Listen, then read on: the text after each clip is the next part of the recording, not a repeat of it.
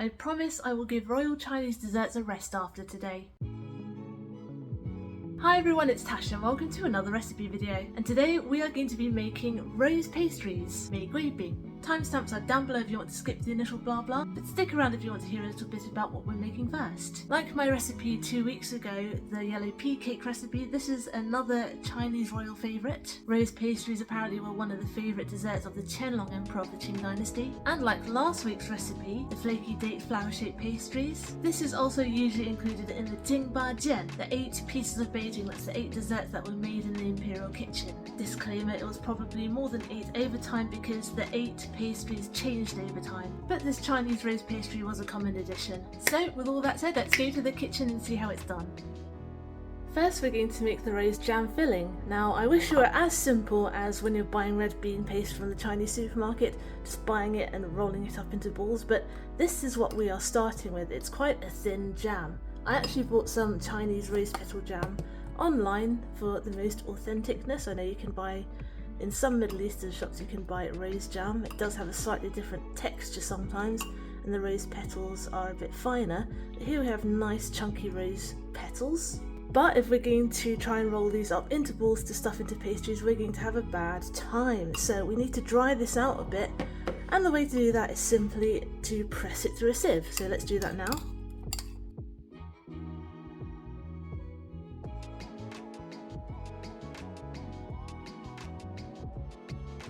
Go, that will do. Just bringing in a clean bowl, because at this stage we want as little syrup in the rose petals as possible.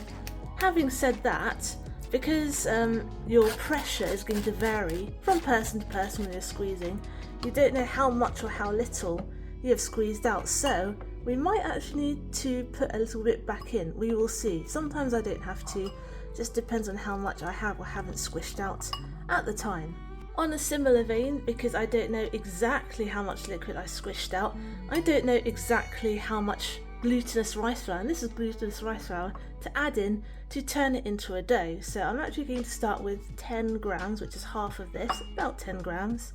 This is the kind of recipe you really need to eyeball, because obviously it's done by hand, so there are some variables in it. Let's stir this around.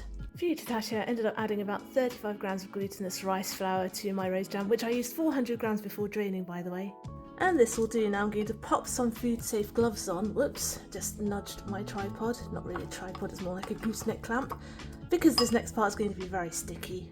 We just need to divide this into 8 portions and roll them up into very sticky balls.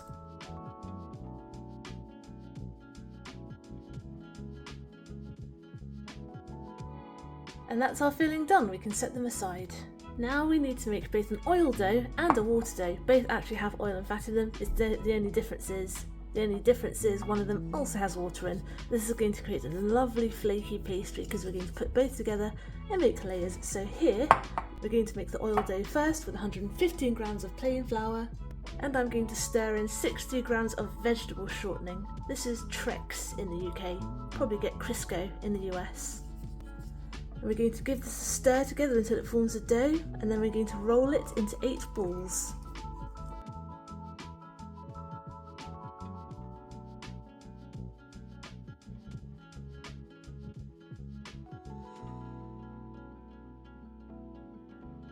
Nice. The dough does feel a little bit soft and almost like wet sand at this point, but that is completely normal. Now let's set these ones aside. And we're going to make the water dough. So here I have 180 grams of plain flour. I'm going to add in 20 grams of icing sugar, a little pinch of salt, 80 grams of melted shortening, and 45 milliliters of water. And we're going to do the exact same thing. We're going to give this a stir up and then roll it into 8 balls.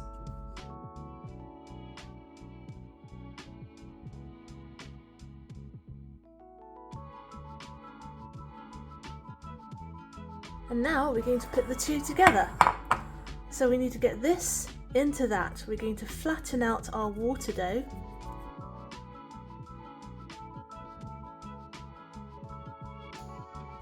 And I'm going to pop an oil dough in the middle, and we're going to make a dumpling.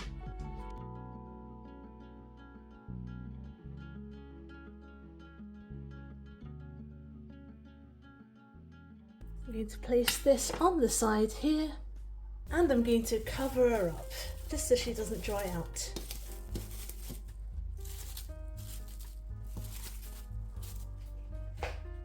And we're going to repeat this with all of our dough balls until we have 8 dumplings.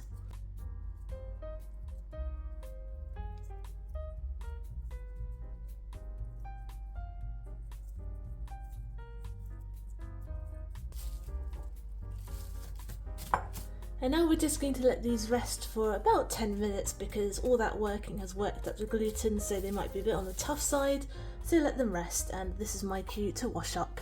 Now the next thing we need to do is roll them out into cigars.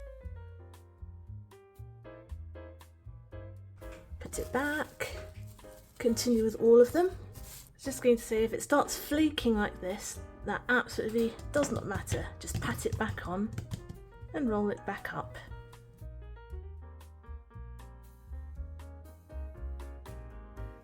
And now we have to do it all again, but this time the other way. So we need to roll out our cigars this way and roll them back up.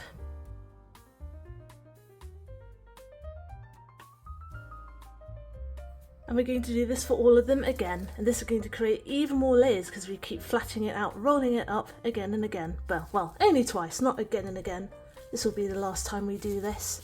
Also, if you feel like your dough is getting a bit tough, cover it, give it another 10-minute rest, but I'm still good, so I'm going to keep going.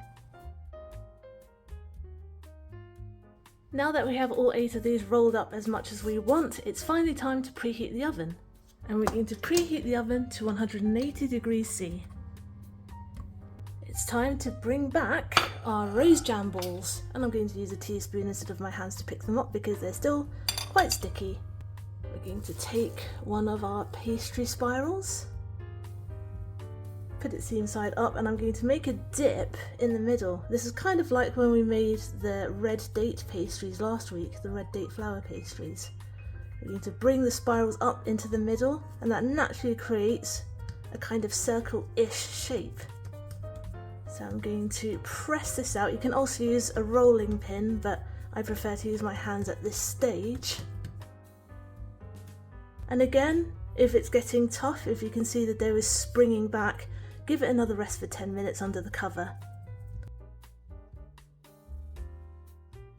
And then we're going to scoop up, let's see so you can see it, a rose jam ball, pop it in the middle, and you know what to do, make a dumpling.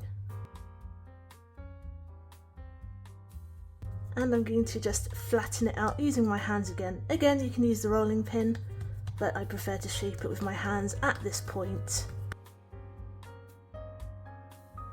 Like last week I mentioned, you can get stamps, all kinds of stamps for Chinese pastry. I don't have any, so I'm just going to use a cotton bud, dab some red in the middle.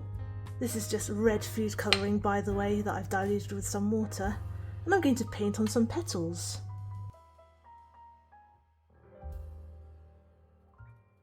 There, now I'm just going to pop this on a baking tray that I've lined with some non-stick baking paper.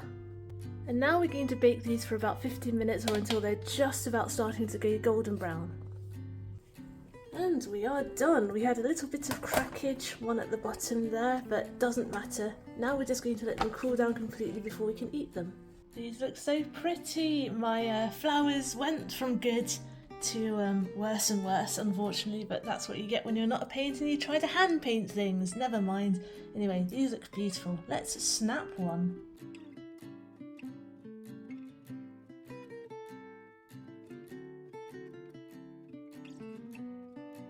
Gorgeous! I'm actually going to take a bite, so cheers! Check out the inside. I'm pretty sure I still have crumbs all around my face. Super flaky. Gosh, I love that melt in the mouth pastry. It's slightly sweet, it's not too sweet.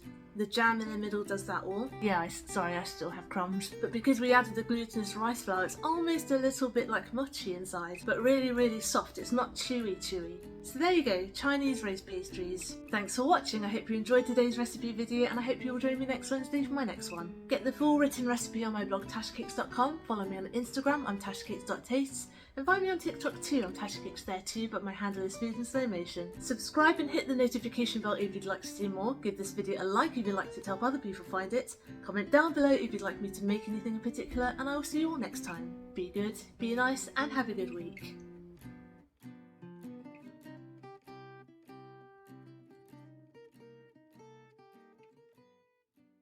I promise you a much simpler recipe next week too.